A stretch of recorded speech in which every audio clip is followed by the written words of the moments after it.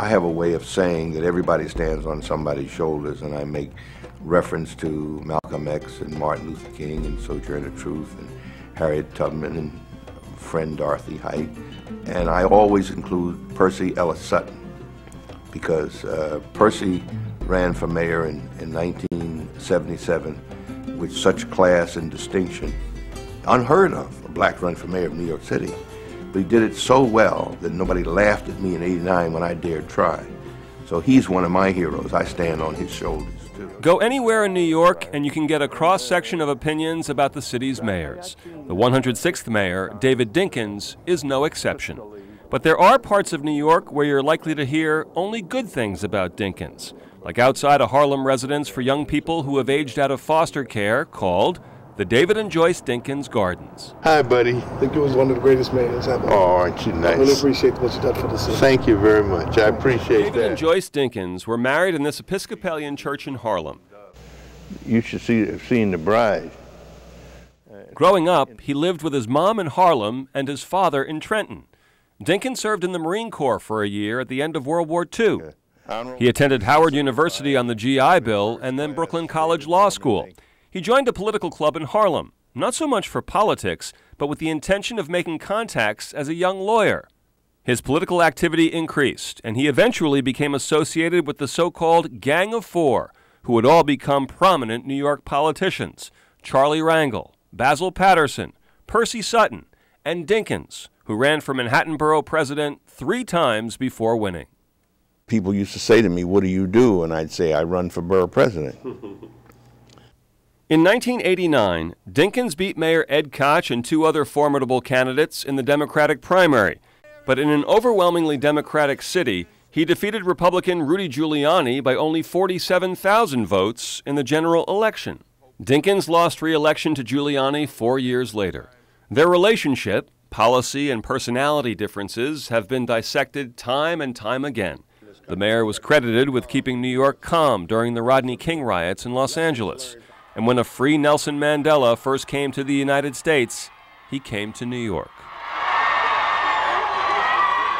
But I guess if of the things of which I'm most proud, it really has to be Nelson Mandela coming here to New York, and what we were able to do, this city, when I was mayor, in helping to end apartheid by not buying, boycotting South Africa. And the amazing man that he is to see him descend the steps of the plane at JFK with Winnie Mandela at his side, and Joyce and I there to greet him, and he stayed with us at Gracie Mansion, and the man is the same always. He has a total absence of bitterness. You would think after more than 27 years in prison he'd just be mad as hell, but he's not. He's an amazing guy.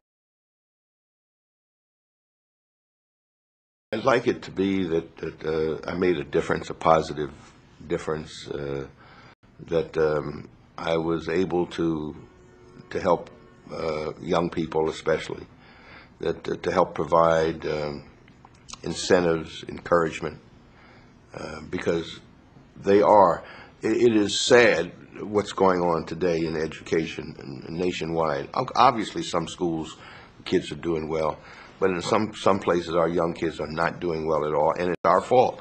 We adults owe them the capacity to achieve their potential. We owe it to them. Although when I'm talking to kids, I always say, I owe you, and I point to the principal, the superintendent, whoever's there, and say, we owe you the right to achieve your potential. But if we fail you, don't you use that as a crutch. You must succeed anyhow because it's your life.